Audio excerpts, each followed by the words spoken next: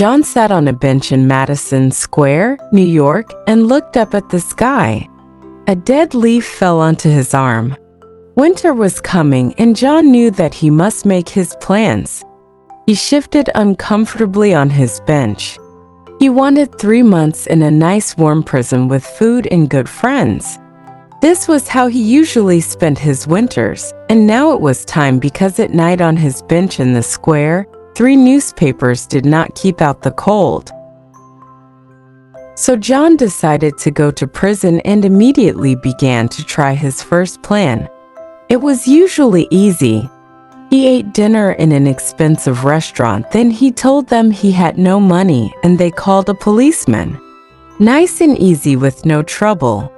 So John left his bench and walked slowly along the street. Soon he came to a bright restaurant on Broadway. This was all right. He just had to get to a table in the restaurant and sit down. That was all. Because when he sat down, people could only see his coat and his shirt, which were not very old. Nobody could see his trousers. He thought about the meal, not too expensive, but good. But when John went into the restaurant, the waiter saw John's dirty old trousers and terrible shoes. Strong hands turned him round and helped him out into the street again. So now he had to think of something different. John walked away from Broadway and soon he found himself on 6th Avenue. He stopped in front of a shop window and looked at it. It was nice and bright, and everybody in the street could see him. Slowly and carefully, he picked up a stone and threw it at the window. The glass broke with a loud noise.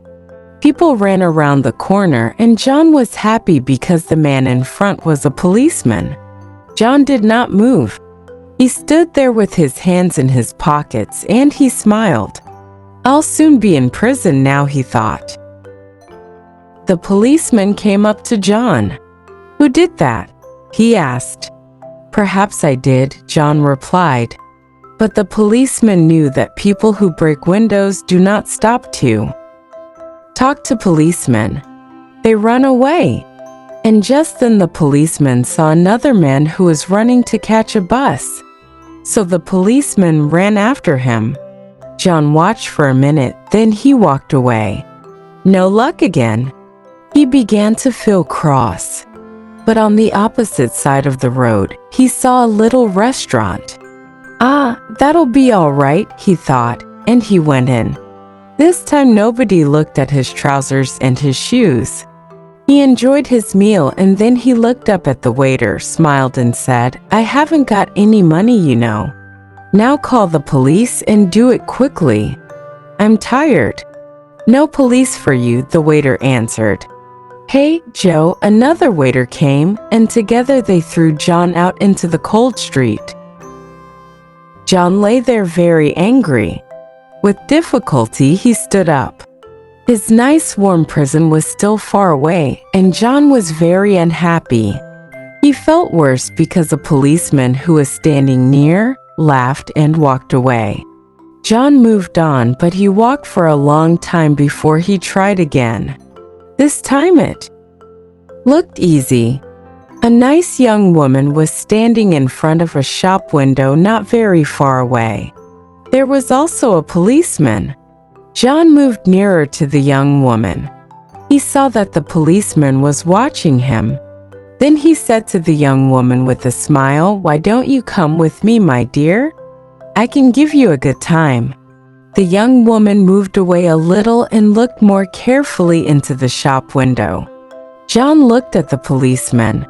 Yes, he was still watching. Then he spoke to the young woman again. In a minute she would call the policeman. John could almost see the prison doors. Suddenly the young woman took hold of his arm. Okay, she said happily, if you buy me a drink, let's go before that policeman sees us. And poor John walked away with the young woman who still held on to his arm. He was very unhappy. At the next corner, he ran away from the woman. Suddenly he was afraid. I'm never going to get to prison, he thought. Slowly he walked on and came to a street with a lot of theaters. There were a lot of people there, rich people in their best clothes. John had to do something to get to prison. He did not want to spend another night on his bench in Madison Square. What could he do? Then he saw a policeman near him. So he began to sing and shout and make a lot of noise. This time they must send him to prison. But the policeman turned his back to John and said to a man who was standing near, "He's had too much to drink, but he's not dangerous. We'll leave him alone tonight." What was the matter with the police? John was really unhappy now, but he stopped making a noise. How could he get to prison? The wind was cold and he pulled his thin coat around him. But just then, inside a shop, he saw a man with an expensive umbrella. The man put his umbrella down near the door and took out a cigarette.